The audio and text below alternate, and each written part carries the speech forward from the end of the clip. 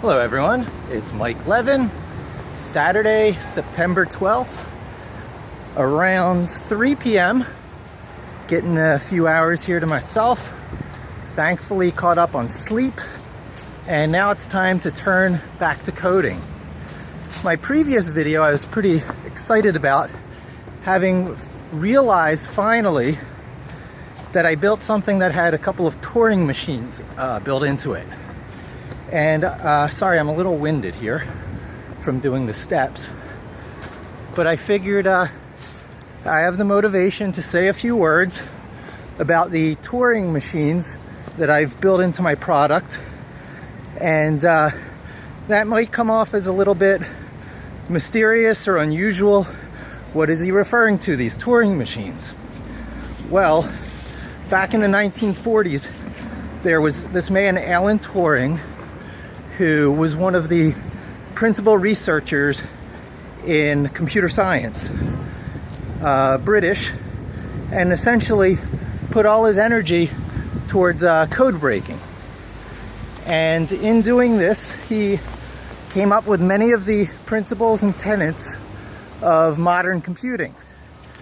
And they included the basic outline of what it would take to have a mechanically based computer that could be implemented regardless of what language you spoke, what world you lived in. It's something that pretty much could work if you were on an alien planet because of the simple set of rules. What are these rules? Well, you essentially have a read-write head that can, I was going to say move left and right, but there's some debate over that. Basically, there's a tape going into the read-write head, and this tape has cells.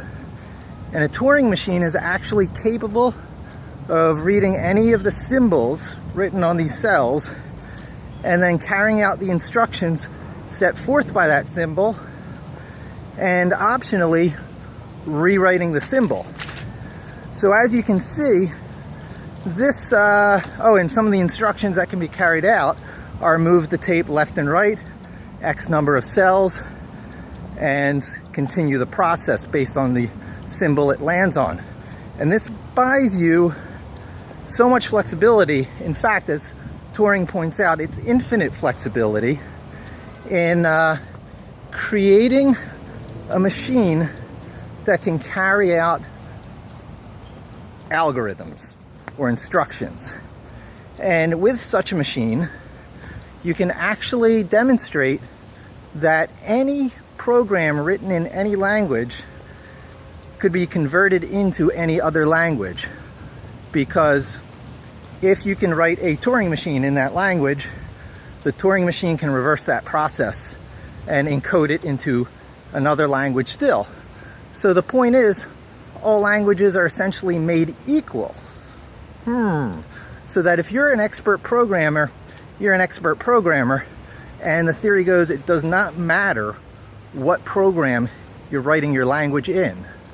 It only has to be Turing complete. And then there's the fact that people who actually use specific languages get into habits based on the expressiveness of that programming language. Certain things become easier or more difficult based on the syntax, the vocabulary, collectively what you would call the expressiveness of the language. Is it easy to state something a certain way to solve a particular problem in that language?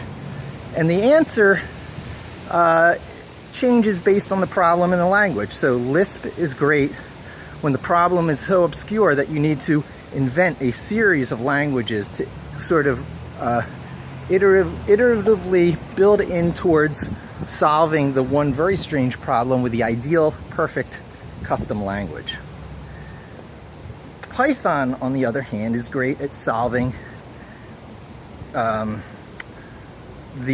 most frequent use case problems.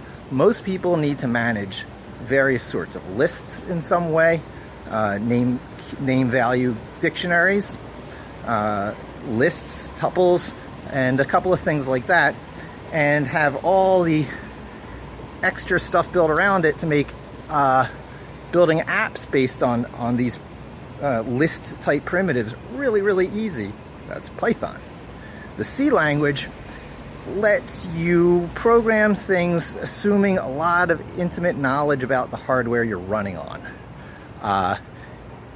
It doesn't let you be sloppy. Everything you do, you have to go back and make sure that you've allocated every piece of memory you're using properly, and at the end of the process that you deallocate it properly. And that's great for building things that are completely speed optimized, like, I don't know, drivers and operating systems, maybe things like Photoshop that need, and games that need the absolute max that you can squeeze out of your hardware. But all the less so these days with the advent of graphics processor units, especially with games, because you can offload instructions to a graphics renderer that does a lot of the hard work based on, you know, this common API. In other words, not intimate knowledge of the hardware. And that's how you get high levels of game compatibility on, you know, heterogeneous hardware that might have, you know, very little architecturally to do with each other. They're using the same graphics drawing techniques and API commands across all this different hardware. So anyway, the point being, every language is different and they're better. It's too dark that route. They're better or they're worse for solving certain problems, and the people using those languages correspondingly become better or worse on those particular problems. And Turing machine is a very abstract thing that sits in the middle that can be described in pretty much any programming language and be used as an interpretive layer. That's where you get this concept of Turing complete, and the concept that a skilled programmer can sit down on any language and work magic. So I wanted to produce this video just to kind of make the point, because I do get in the argument that language matters with people, and I side on the side with Paul Graham, one of these internet formative founder type people. He built something that eventually became the Yahoo store, and then he went on to lead up Y Combinator, one of the early high-tech incubators for small guys like me with big ideas, just to give them a little seed money to get started.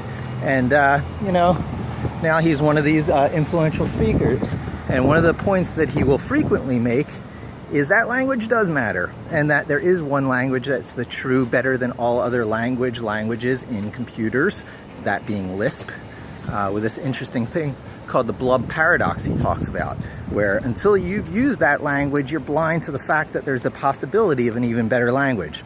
It's kind of Lisp-centric, but then so is Lisp. So I buy into it. Programming things that can change their own nature has got to be very tied to the process of life, self-modification of code, evolution.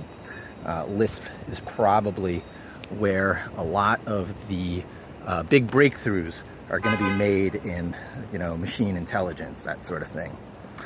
So I'm sticking with Python despite that, because I like to live in the most frequent use cases, and to use a program language that's designed to be approachable by noobs. I no longer am a noob, having been on it for 5+ years, but I am by no means an expert, only halfway to what Malcolm Gladwell would say is my 10,000 hours.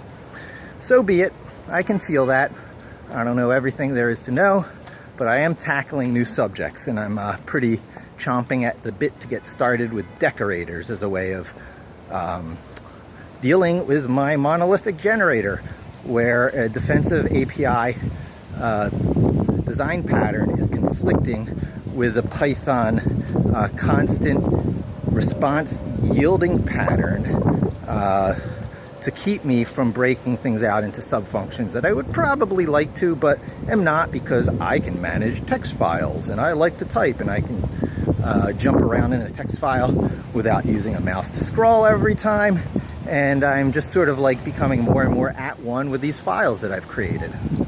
And so it hasn't been a big barrier, but for Pipulate to get really widespread acceptance, I'm going to have to deal with it, or else I'm going to constantly be answering this question, that doesn't look like good coding. It's an awfully long function. Why didn't you break it out into sub-functions? Well, I've got Python decorators now as a viable way to make it a manageable process. So anyway, I'll be getting back to my previous style of videos real soon now. I've got my plan. I'll be leaving a Mac at the office with a camera and everything needed to do these talking head videos. Done. So anyway, I look forward to seeing you then on those videos. And thanks for joining me. I'm losing my ability to talk here. And hope to see you again soon. Don't forget to subscribe.